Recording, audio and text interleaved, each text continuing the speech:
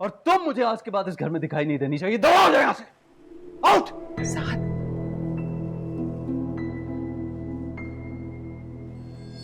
और मेरी एक बात कान खोल के सुन लें आप सब लोग, अगर आज के बाद जायरा के बारे में किसी ने एक लफ्ज भी कहा तो मुझसे बुरा कोई नहीं होगा।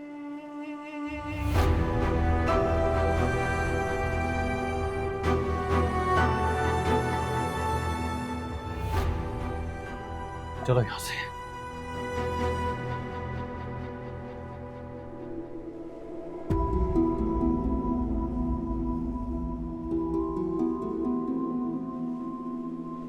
सब भाभी की वजह से हुआ है। सुने मेरी बात, प्लीज मेरी बात सुने। मेरा वो मतलब नहीं था। देखिए मैं उस लड़की तो हमारे घर को उजाड़ के ही दम लेगी। बर्दाश्त की भी हद होती, उसकी हिम्मत कैसे हुई तुमसे ऐसी बकवास करने की? और तुम खामोश क्यों खड़ी हुई थी? जवाब नहीं दे सकती थी उसे? मैं क्या कहती साथ, मेरी बात पे कोई यकीन ही नहीं करता। सायरा, ऐसे बैठो।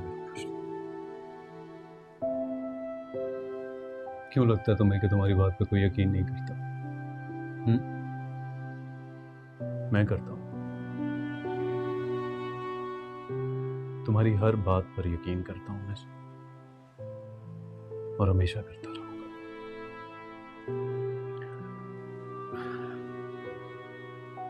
मैं हूं ना तुम्हारे साथ, तो फिर तुम्हें डरने की जरूरत नहीं है। और आज के बाद अगर किसी ने भी तुमसे ऐसी बात करने की जरूरत की ना ज़ाहिरा, तो पलट कर दो जवाब देना। मैं भी देखता हूं तुम्हारा कोई क्या बिगाड़ सकता है। साथ मुझे ये सब अच्छा नहीं लगता। मैं ऐसे माहौल में रहने की आदी हूं ही नहीं, जहां दिलों में इतनी नफरतें, इतनी बदगुमानियां हो। नहीं साथ, पता है मुझे इनके रवैये हर्ट करते हैं। मैं भी यहाँ नहीं रहना चाहता ज़ाहिरा।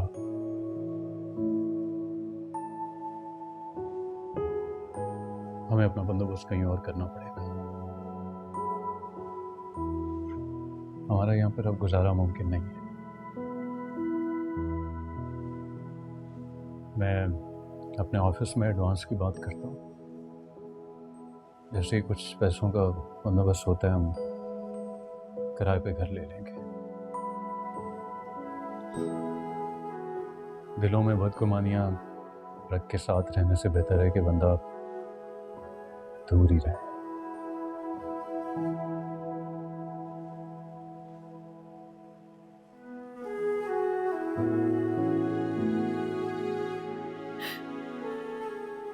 सारा, तुम रो रही हो? साथ मुझे लग रहा था कि हमारी मोहब्बत मर गई है, दम तोड़ गई, और हमारे दरमियान सिर्फ एक कमजोर सा रिश्ता बचा। लेकिन ऐसा नहीं है साथ, मोहब्बत तो कभी मर नहीं सकती ना, कभी खत्म नहीं हो सकती। वक्त और हालात की वजह से इसकी शिद्दत कम जरूर हो जाती है, लेकिन दिल में हमेशा जिंदा रहती। फहद, फहद, फहद मेरी बात तो सुने। फहद, फहद,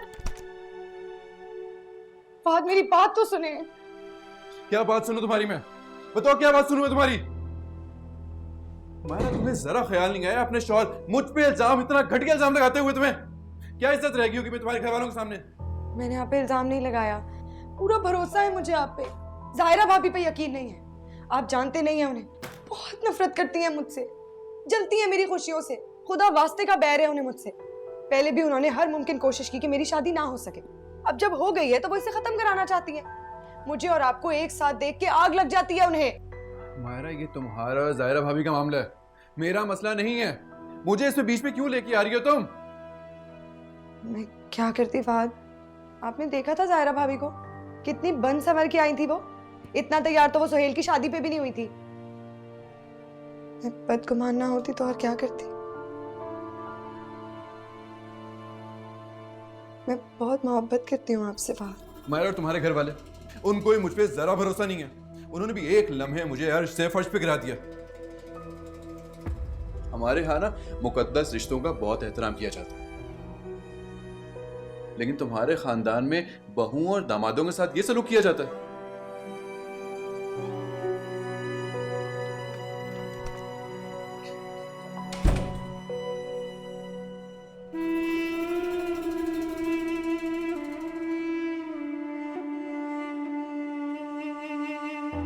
अरे और करो हमदर्दियां और फिरो खाला के आगे पीछे।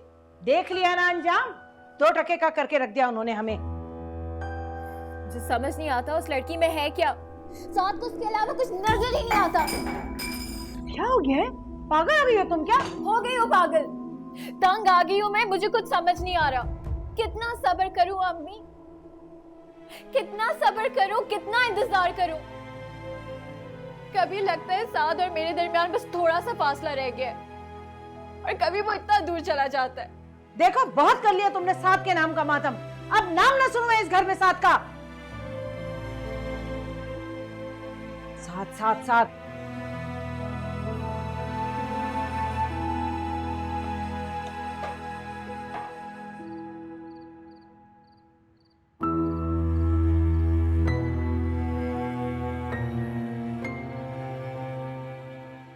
बकवास बंद करो तुम। Shut up! मेरी बीवी मेरा मान और मेरा गुरूर है, और इसके बारे में कोई एक लफ्ज नहीं बोलेगा। समझ आइए आप लोगों को। तौबा तौबा, मैं तो सोच भी नहीं सकती थी ये जायरा इतने घटियापन पे उतर आएगी। और साथ को देखा था, अपनी बीवी के सामने उसने आपका भी लिहाज नहीं किया। इतनी एक ही रात में क्या घोल के पिला दिया उस लड़की ने। ये जायरा ना गले की हड्डी बनती जा रही है, ना उगलते जाए ना निगलते जाए। आपको क्या हो गया है? ते सकते में क्यों आ गई हैं? बंद करो ये जायरा नामा, जाओ यहाँ से। मुझे नींद आ रही है, सर में दर्द हो रहा है मेरे। जाओ।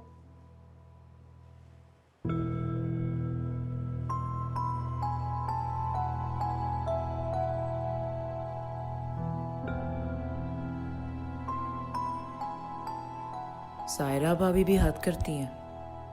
इतनी बड़ी बात उन्होंने बर्दाश्त कर ली। मैं होती ना साद भाई की जगह, तो जो थप्पड़ उन्होंने लगाया वो मैं लगाती। भाभी ऐसी नहीं है, बहुत नरम और धीमे मिजाज की है।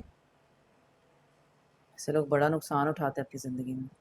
मायरा जैसे लोग उनको कुचल के आगे बढ़ जाते हैं। हाँ सही कह रही हो तुम। मायरा ने बहुत ज्यादती की है आज। वैसे तुम्हारी अम्मी ने भी कम ज्यादती नहीं की। अम्मी को तो कोई और ही मसला है भाभी से। क्या मसला है? लंबी बात है, छोड़ो, कभी फिर बताऊंगा।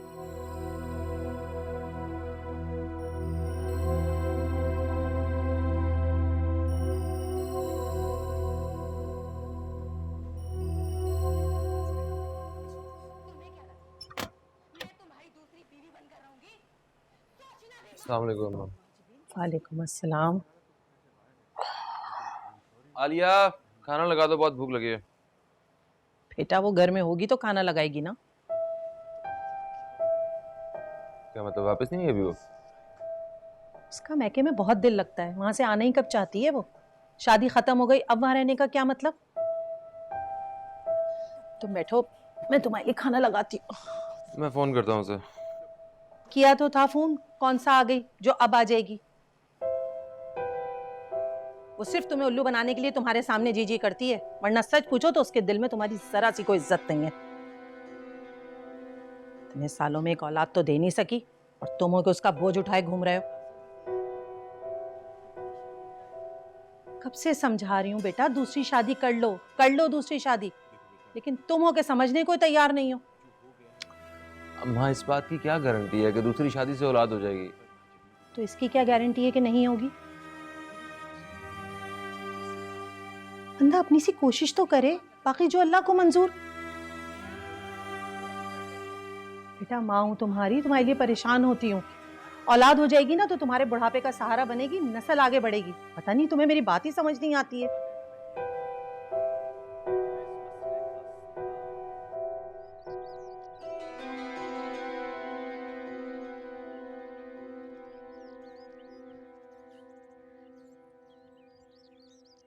क्या बात है, इतना मुस्कुरा क्यों रहे हो? यार मेरी हमेशा से ड्रीम है कि मैं इस तरह ऑफिस जा रहा हूँ और तुम मुझे गेट तक छोड़ने आओ। ज्यादा खुश होने की जरूरत नहीं है, 2 दिन बाद मैं भी तुम्हारे साथ ही निकलूंगी ऑफिस के लिए। भाई हम तो इसमें भी खुश हैं, घर में भी तुम, ऑफिस में भी तुम, हर जगह बस तुम ही तुम है। वैसे तुमने इतनी ज्यादा छुट्टी क्यों ले ली ऑफिस से? मेरे साथ ही ज्वाइन कर लेती। हाँ सोचा तो मैंने भी यही था, लेकिन फिर अम्मी ने सख्ती से मना किया कि शादी के 2 दिन बाद ही ऑफिस के लिए मत निकल जाना। अपनी सास के साथ थोड़ा टाइम स्पेंड करो ताकि उन्हें भी तो महसूस हो कि घर में नई दुल्हन आई हुई है। ऐसे भी रिश्ते साथ टाइम गुजारने से ही तो मजबूत होते हैं। वैसे मैं भी काफी दिन से सोच रहा हूँ, इतनी समझदार है तुम्हारी अम्मी। नहीं तुम किस पर गई हो हैं? बताऊं मैं तुम्हें? अच्छा अच्छा ठीक है, मैं जा रहा हूँ, चलो सी यू। जाओ।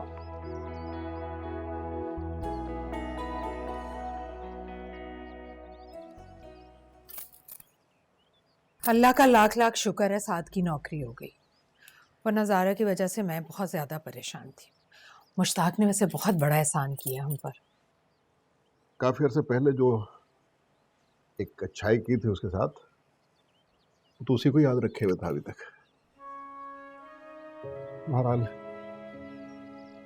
इतने अरसे पहले किसी अच्छाई का ऐसा बदला मिलेगा मैंने कभी सोचा भी नहीं था। आपने दूसरों की औलाद के साथ भलाई की, अल्लाह ने आपकी औलाद की मुश्किल आसान कर दी। बेशक, शुक्र है उस बात पर। अच्छा सुनो, ये जो मुश्ताक वाली बात है इसका हम दोनों के अलावा किसी को पता नहीं चलना चाहिए। इवन ज़ाहिरा को भी मत बताना। शबीर, ये बातें कब तक छुप सकती हैं? मुझे तो लगता है कि इतनी बड़ी बात छुपाकर हम कोई गलती तो नहीं कर रहे। अगर साथ को ये बात किसी और से पता चलेगी तो पता नहीं कैसा रिएक्ट करेगा वो। कौन बताएगा उसे? मुश्ताक पे तो मुझे पूरा भरोसा है, और इसीलिए तो मैं मना कर रहा हूँ कि ज़ाहिरा से इसका तस्करा न करना, वैसे अपसेट हो जाएगी बेचारी। साद की नौकरी हो गई है ना, काफी है हमारे लिए। चलता हूँ। खुदा हाफिज़।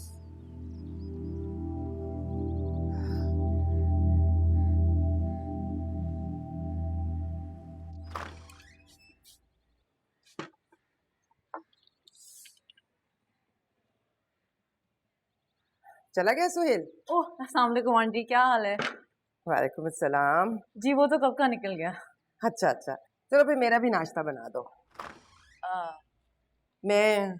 तुम कहाँ जा रहे हो? ऑफिस। ऑफिस? बड़ी फिक्र थी ना आपको मेरी नौकरी की, मिल गई है मुझे नौकरी। ओह अच्छा अच्छा, चलो फिर। लेकिन तुम नाश्ता करके तो जाना, यूं खाली पेट दफ्तर जाना अच्छी बात नहीं है।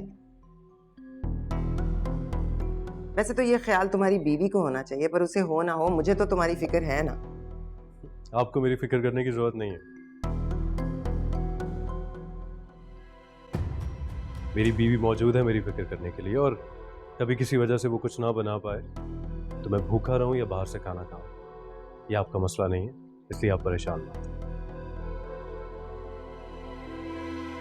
शुक्रिया।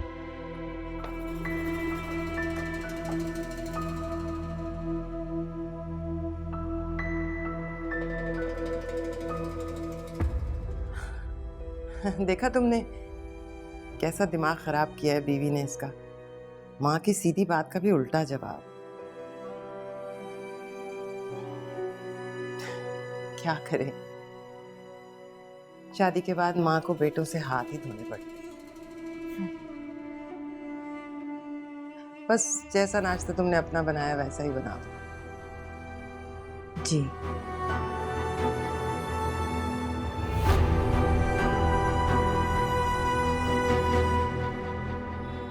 मैं तुम्हारा बहुत मशहूर हूँ मुश्ताक।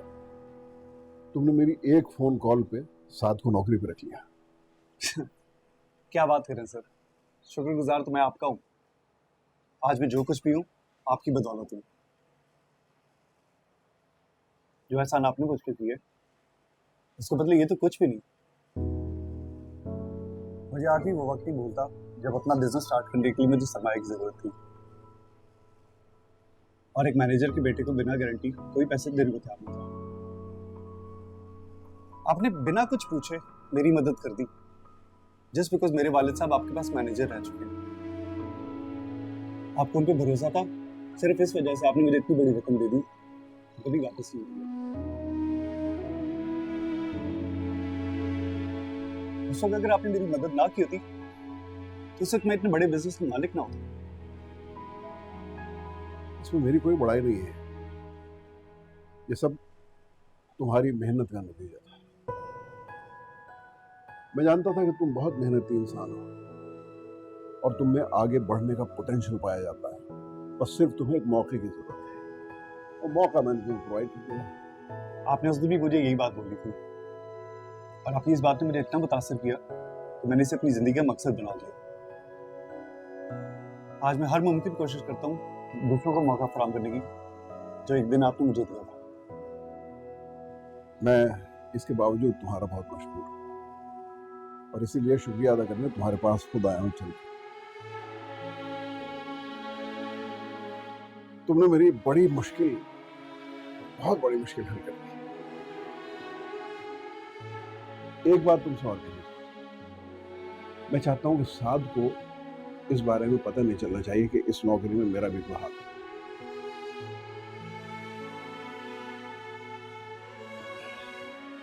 दामाद है ना यार, हो सकता बुरा ही होना जाए। आप बिल्कुल बेफिक्र हो जाएं सर, ये बात सिर्फ आप कर मेरे दरमियान। थैंक यू सो मच, बहुत शुक्रिया।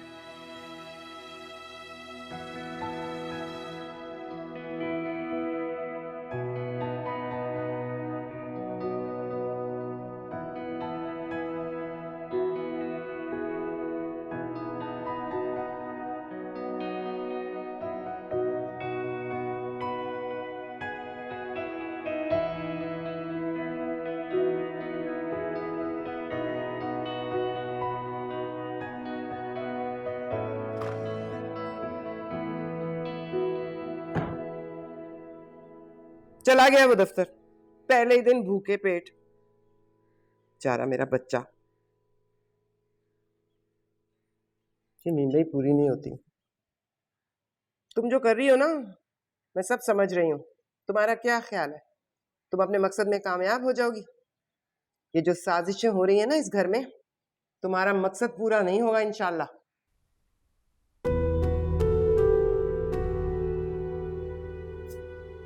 कौन सी साजिश है? क्या कह रही हैं आप? मेरे सामने ज्यादा मासूम बनने की जरूरत नहीं है। मैं सब जानती हूँ तुम जो सूर फूक रही हो ना मेरे बेटे के कान में मेरे खिलाफ। साद नन्हे बच्चे नहीं है जो मैं कुछ भी कहूंगी और वो मान लेंगे।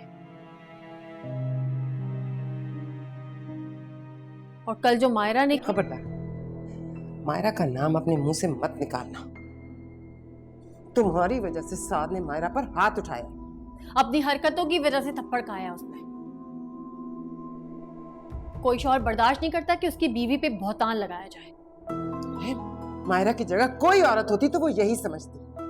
क्या हमने देखा नहीं किस तरह सच बन के बनाव सिंगार करके तुम उसके शौहर के साथ हंसी ठट्टे कर रही थी? इससे पहले तो तुम्हारा मातम ही खत्म नहीं हो रहा था, कमरा बंद किए पड़ी रहती थी मनहूस सूरत लेकर। अपने शौहर की खुशी में खुश थी मैं, उसके कहने पे तैयार हुई थी। और जहां तक बात मायरा के शौहर के साथ बैठने की, गलती हो गई मुझसे। इस घर का दामाद समझकर इज्जत दे रही थी, नहीं देनी चाहिए थी। आप लोग इस लायक ही नहीं कि आप लोग की इज्जत की जाए।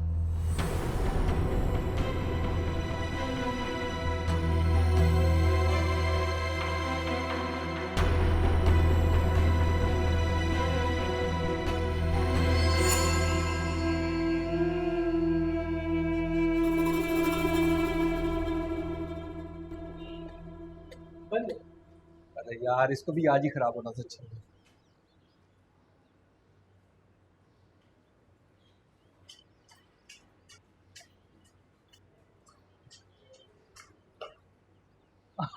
अस्सलामुअलैकुम तायाबू।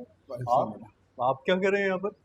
वो बेटा मेरा एक वकील दोस्त है यहाँ, उसका दफ्तर है इस बिल्डिंग में, उससे मिलने आया। अच्छा अच्छा। तुम कहाँ मिला?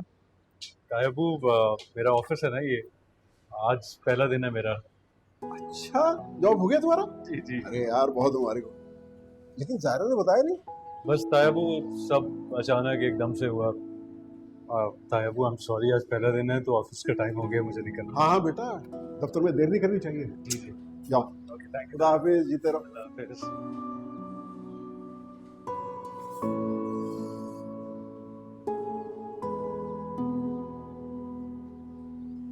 क्या समझ क्या रखा है तुमने मुझे?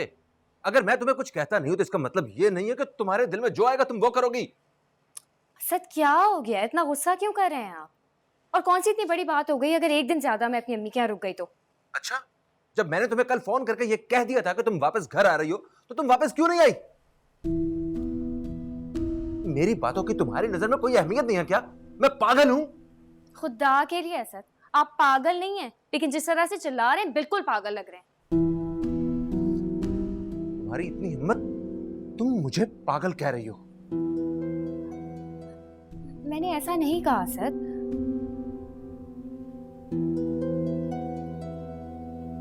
मैं सिर्फ इतना कह रही हूँ कि गुस्सा करने से पहले बंदा अगले की बात तो सुन लेता है ना। आप मेरी बात ही नहीं सुन रहे तो मैं क्या करूँ आगे से? कुछ नहीं करो तुम अपने मेके ही बैठी रहो। अब जो करूंगा मैं खुद करूंगा, समझी? असद क्या हो गया? हेलो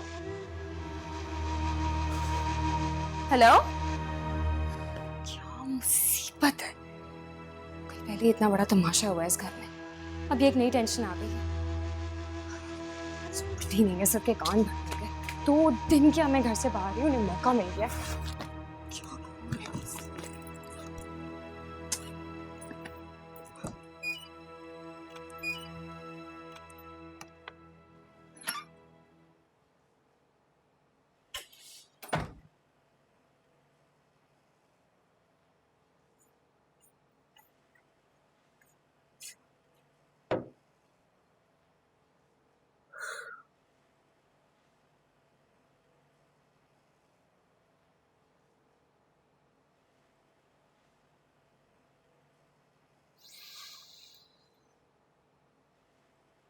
हद करते हैं सादा, पहले दिन बगैर नाश्ते के चले गए, मुझे उठाया भी नहीं। क्योंकि इतने दिनों बाद मैंने तुम्हें सुकून की नींद सोते हुए देखा था इसलिए। लेकिन फिर भी साद।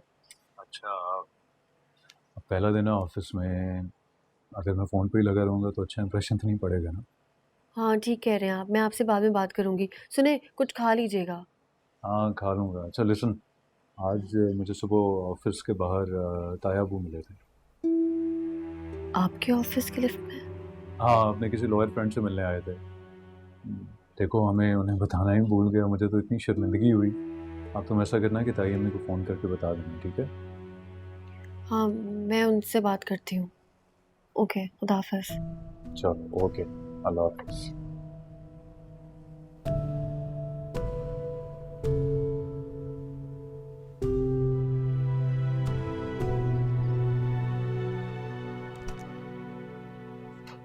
आ गई वापस? ख्याल आ गया वापस आने का? अभी कुछ दिन और रुक जाती, क्या जरूरत थी इतनी जल्दी वापस आने की? थोड़े दिनों में ही आपने असद को मेरे खिलाफ खूब बदगुमान किया है। अगर कुछ दिन और वहां रहती ना तो शायद वो मेरी शक्ल भी ना देखते। देखेगा तो वो वैसे भी नहीं। देखती जाओ अब ये खेल। तुम्हारी सौतन तो मैं लाके रहूंगी। ये उम्र का ही लिहाज कर, ये सारी बातें आपको जेब नहीं देती। इस उम्र में दूसरों की जिंदगी जहन्नुम बनाने से बेहतर है अपनी आखिरत और कब्र की फिक्र करें आप। आलिया,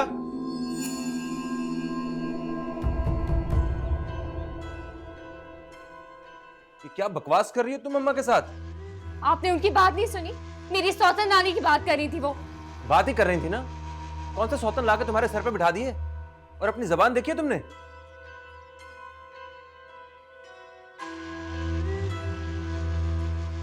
ठीक कहती हैं मुझे अम्मा, ये सब कुछ मेरे ढील देने की वजह से है। अब रस्सी खींचनी ही पड़ेगी मुझे।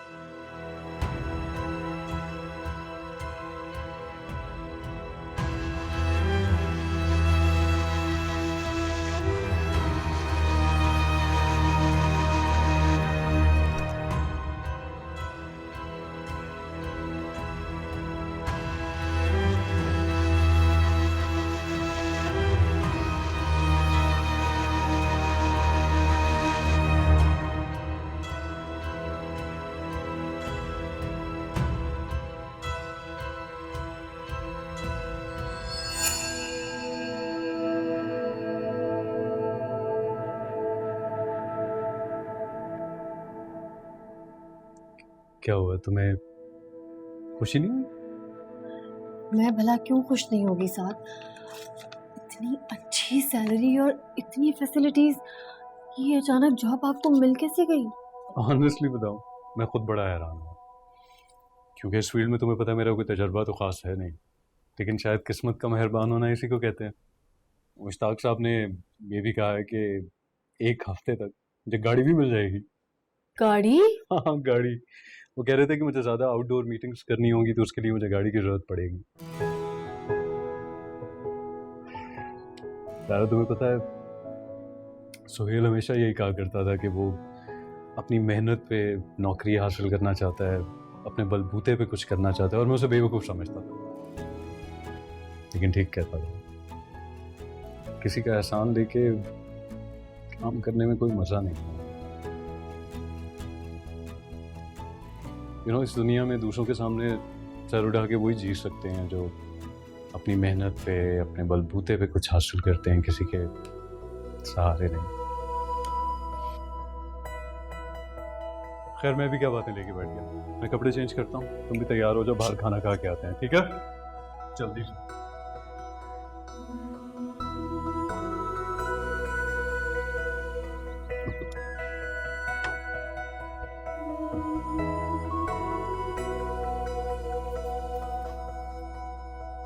अस्सलाम वालेकुम भाभी। वालेकुम अस्सलाम। क्या हाल है? ठीक ठाक। ये क्या कर रही हैं आप? लाएं मुझे भी दे दें, मैं आपका हाथ बटा दूं। अरे नहीं नहीं, छोड़ो। नहीं नहीं दुल्हन हो, अभी काम नहीं करो, बाद में करना काम। तो नई नई दुल्हन हूं तो क्या हुआ, काम नहीं कर सकती है नई दुल्हन? लाएं मुझे दें, मैं ये काट देती हूँ, आप कुछ और कर दीजिएगा।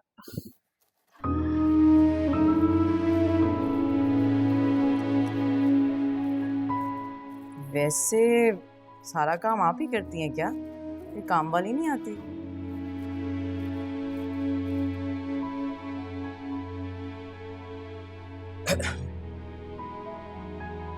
तुम क्या कर रही हो यहाँ? 2 दिन सब्र नहीं हुआ तुमसे, आते ही नई रवेली दुल्हन को काम पे लगा लिया। अभी तो उसके हाथों की मेहंदी नहीं छूटी। नहीं नहीं, वो तो मुझे मना कर रही थी, मैंने खुद ही उनसे जबरदस्ती कहा कि मुझे करने दे। तुम्हें क्या जरूरत है इन झमेलों में पड़ने की? इसके लिए सारी उम्र पड़ी है। ये तो तुम्हारे एंजॉय करने के, घूमने फिरने के दिन है। चलो छोड़ो ये सब, छोड़ो छोड़ो ये चीज। चलो आओ मेरे साथ। अच्छा,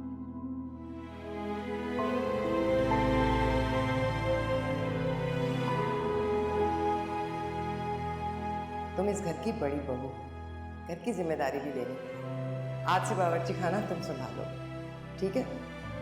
हम भी तो देखे हैं भाई साहब ने अपनी बेटी को क्या क्या सिखाया है।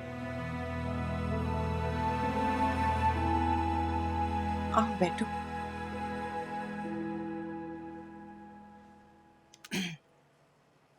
मैं ये कह रही थी, तुम्हें दफ्तर नहीं जाना? मतलब तुम इतने बड़े ओहदे पर हो, वहाँ काम का हर्ज हो रहा होगा और पैसे भी कट रहे होंगे।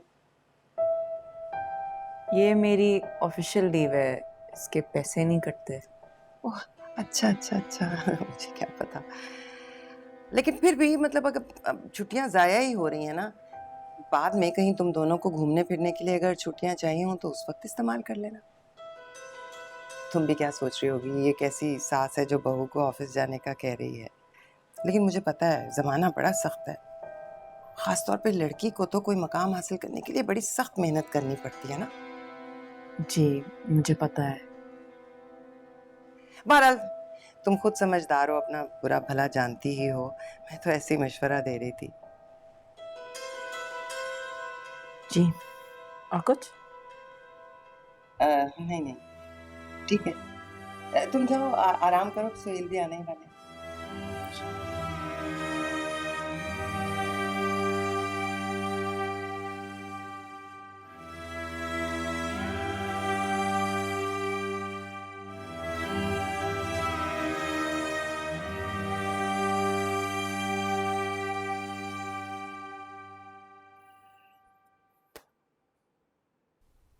क्या सोच रही हो?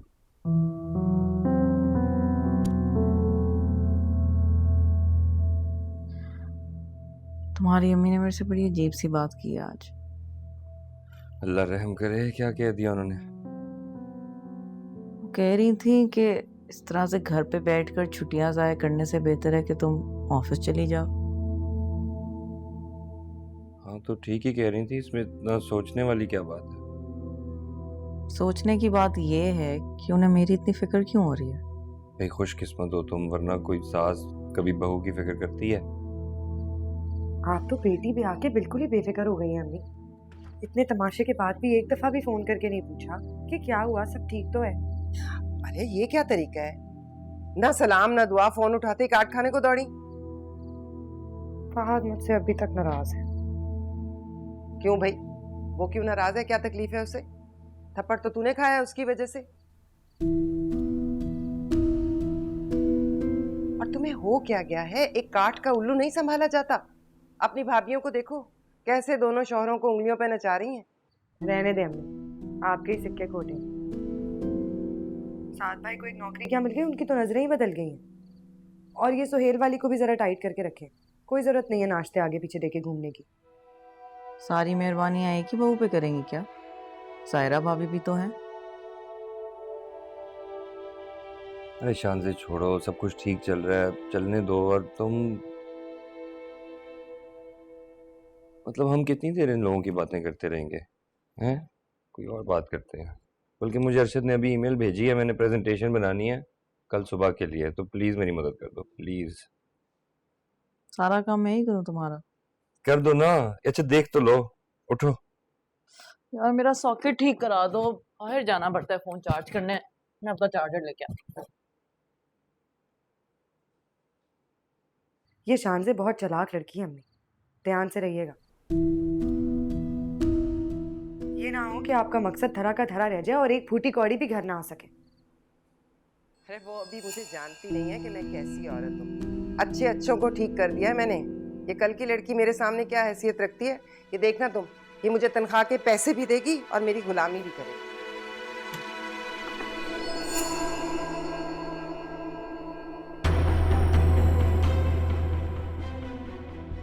हेलो अम्मी, तुम जाग रही हो अभी तक?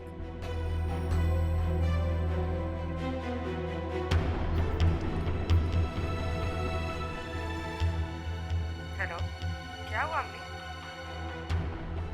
शानज़े ने सुन ली है मेरी बातें। क्या? कैसे? पता नहीं, चोरों की तरह दबे पांव आके मेरे कमरे के बाहर खड़ी हो गई थी। इंसान अब अपने कमरे में बात भी नहीं कर सकता। तो अमल सुहेल को जाके 1 की 10 लगाएगी।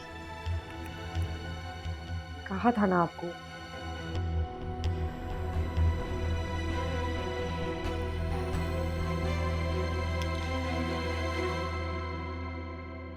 तुम क्या कह रही हो शान से? वही जो मैं सुन के आ रही हूँ। हमारी अम्मी की सोच इतनी घटिया थी, मुझे अंदाजा भी नहीं था। शान से तमीज से बात करो। क्यों? सारी तमीज सिर्फ बहू के लिए होती है? सास को सब कुछ माफ है क्या?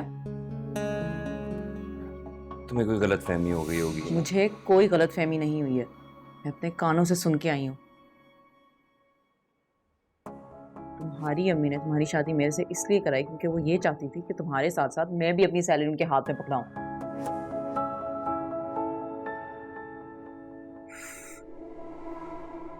तो बड़ी ड्रामेबाज है वो। मैं तो उनकी चालाकी समझ ही नहीं सकी, इसीलिए वो अचानक मेरे घर रिश्ता लेने चली आई थी। मुझे लगा कि उन्हें अपने बेटे की मोहब्बत का एहसास हो गया है, इसीलिए वो हमारी शादी कर रही है, लेकिन उनके तो इरादे कुछ और ही थे।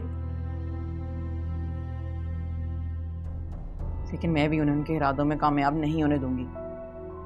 सोहेल, हम फौरन यहाँ से शिफ्ट होंगे। मैं अभी एजेंट को फोन कर रही हूँ, हमें जाना है यहाँ से। यार हमारी शादी को दिन ही कितने हुए हैं, मैं अम्मी से क्या कहूँगा? मैं कुछ नहीं जानती सोहेल, तुम्हें मैंने पहले ही बता दिया था कि तुम्हारी माँ के साथ मेरा कोई गुजारा नहीं है। हम यहाँ से शिफ्ट हो रहे हैं, ये बात फाइनल है। और अगर तुम्हें ये बात उनसे नहीं करनी है तो मैं उनसे बात कर लूंगी। मैं जा रही हूँ। रुक जाओ, तुम रहने दो, मैं कर लूंगा बात, तुम रहने दो।